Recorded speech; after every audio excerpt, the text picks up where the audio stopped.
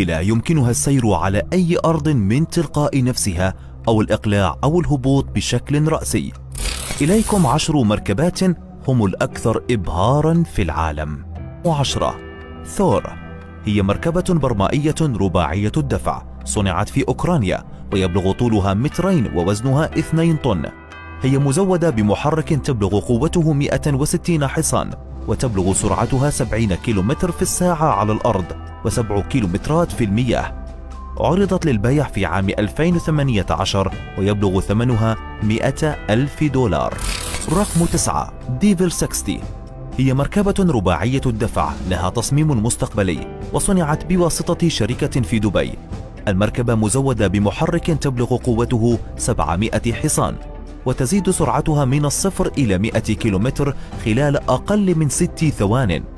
لقد استغرق الأمر الشركة المصنعة حوالي 4 سنوات للانتهاء من المركبة، ويبلغ ثمنها حوالي $500,000. رقم 8. بيركوت 8. هي مركبة نموذجية برمائية صنعت في روسيا، وتم تصميمها من أجل نقل الأشخاص عبر الجليد والمستنقعات.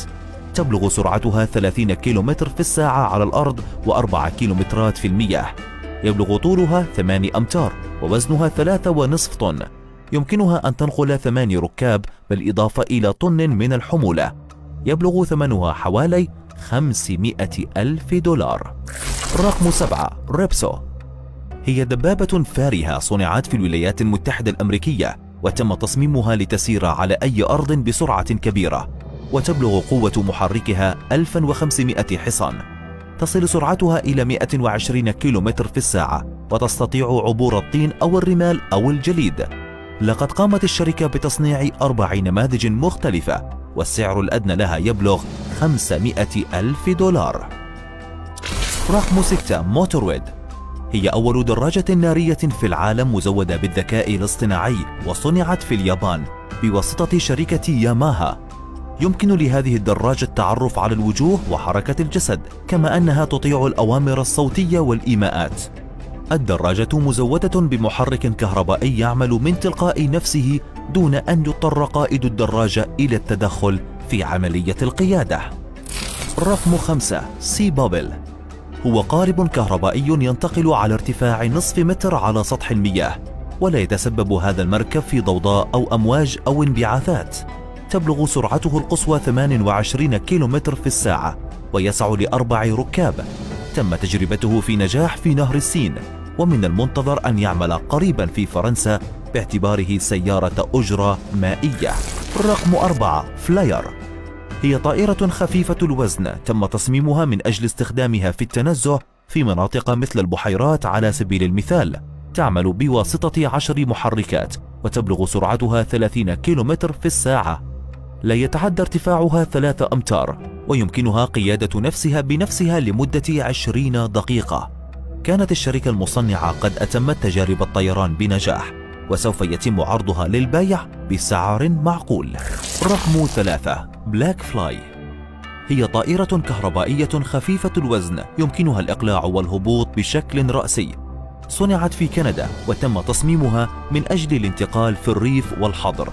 يبلغ طولها 4 أمتار ووزنها 140 كيلومتر. تصل سرعتها إلى 130 كيلومتر في الساعة، ويمكنها قيادة نفسها بنفسها لمسافة 65 كيلومتر. لقد استغرق الأمر الشركة فترة 9 سنوات من أجل الانتهاء من تصنيعها، وسوف يبدأ عرضها للبيع في عام 2019. رقم 2. سور فلاي.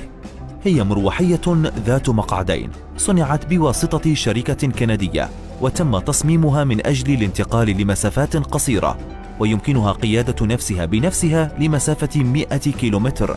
تعمل بواسطة محرك هجين من خلال الوقود المدعوم بالبطاريات. تبلغ سرعتها 110 كيلومتر في الساعة، وتحلق على مسافة أكثر من 1000 متر. حاليا لا تزال في مرحلة التجربة، ومن المتوقع أن تصبح أول سيارة أجرة طائرة. وننتهي برقم 1. كورا. هي طائرة كهربائية يمكنها الإقلاع والهبوط بشكل رأسي، ويمكنها قيادة نفسها بنفسها. تم تصميمها لتكون كتاكسي طائرة في الرحلات ذات المسافات القصيرة.